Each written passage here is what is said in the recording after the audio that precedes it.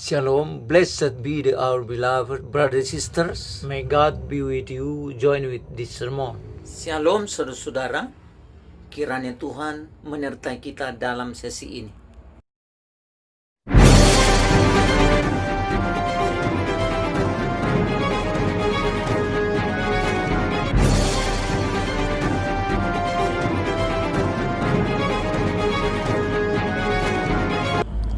Saudara-saudaraku, bidat-bidat penesat sangat sering mengutip ayat-ayat Alkitab dan memplesetkannya sesuai dengan kehendak mereka untuk maksud mengkerdilkan kebenaran yang sesungguhnya dari apa yang kita percayai pada Alkitab. Salah satu yang sering mereka gunakan adalah Matius 15 ayat 24, di mana di sana ada ayat yang berkata, Aku diutus kepada domba-domba yang hilang dari Israel.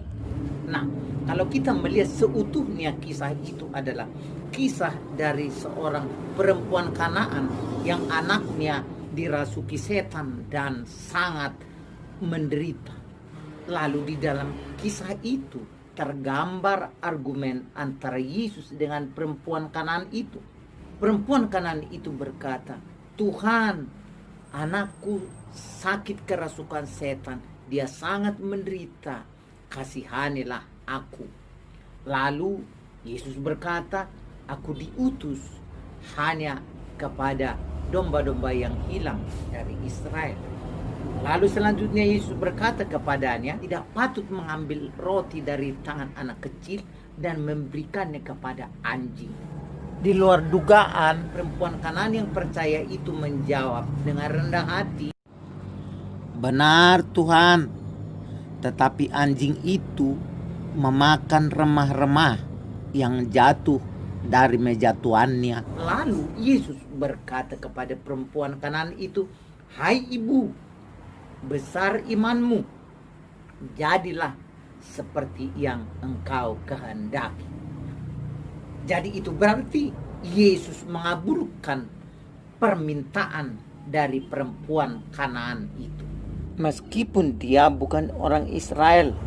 Dengan demikian, sesungguhnya Yesus menjawab dua hal. Yang pertama adalah menjemput umat Israel yang terhilang dari hadapannya dan menjawab pergumulan dari perempuan Kanaan yang menderita di bawah kuasa iblis. Tetapi satu hal yang penting harus kita tahu, saudara-saudaraku, bahwa Israel yang disebutkan bukanlah bicara sebatas suku, karena nama Israel adalah nama yang baru yang diberikan oleh Allah melalui malaikat itu kepada seorang bernama Yakub. Pada sebuah kisah kita melihat tentang kisah Yakub, bagaimana dia menderita ketakutan, dikejar-kejar oleh Esau atas segala keterbatasannya setelah memperebutkan berkat orang tua dengan kakaknya Esau. Lalu dia bertemu dengan malaikat Tuhan dan dia merangkul bergumul dengan malaikat itu dan dia berkata, aku tidak akan melepaskan engkau sampai engkau memberkati aku. Lalu malaikat itu berkata, sejak sekarang kau bukan lagi Yakub, tetapi Israel, karena engkau telah bergumul dengan Allah. Jadi arti dari Israel adalah arti dari sebuah keadaan pergumulan, di mana sesungguhnya manusia bergumul dengan segala jerih payah dan lelahnya. Itulah sebabnya Yesus berkata, datanglah kepadaku hai kamu yang letih lesu dan berbeban berat, aku akan memberikan kelegaan kepadamu. Nah, saudara-saudaraku, jadi dapat kita simpulkan kehadiran Yesus di tengah-tengah dunia adalah untuk menjawab dua hal, yaitu pergumulan manusia dengan segala beban berat, dengan segala ketakutannya, dan pergumulan manusia, keterikatan manusia di bawah kendali kekuasaan setan entah dia orang Israel atau bukan Israel. Kedatangan Yesus ke dunia bukanlah hanya untuk mereka yang bergumul secara badani, tetapi mereka yang bergumul dan menderita di bawah kendali setan, si pendusta, si penyesat, si penipu, dan si pembunuh. Matius 15 ayat 24 sampai 28 itu sesungguhnya menggambarkan keselamatan yang kita boleh dapatkan dari Tuhan Yesus Kristus. Dan pada Matius 28, 18 sampai 20, Yesus berkata, "Kepadaku telah diberikan segala kuasa baik di sorga maupun di bumi. Beritakanlah Injil keselamatan kepada seluruh makhluk.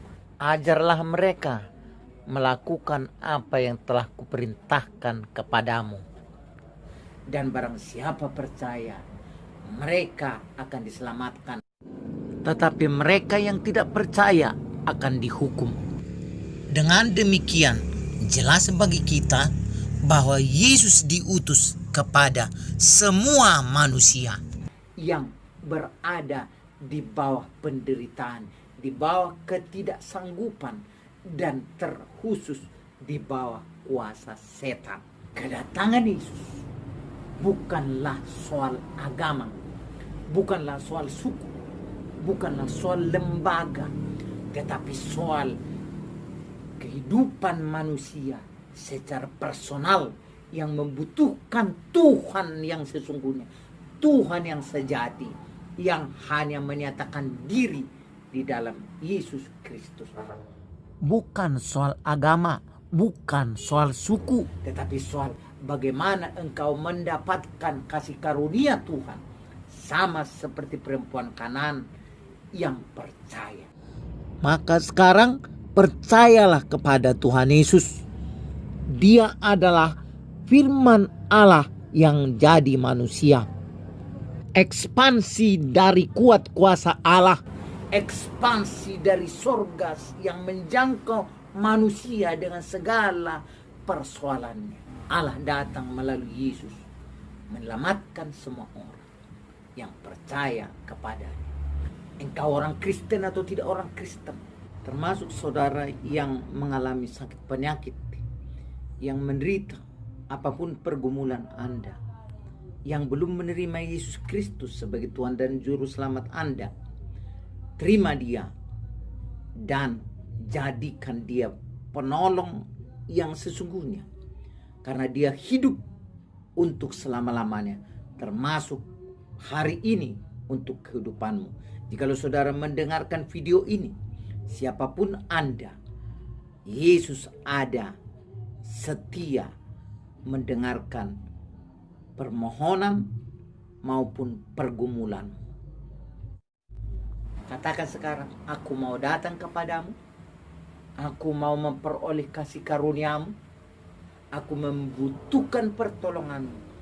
Dan katakan, aku percaya kepadamu, Tuhan Yesusku, Tuhan Yesus, penolongku dan penyelamatku.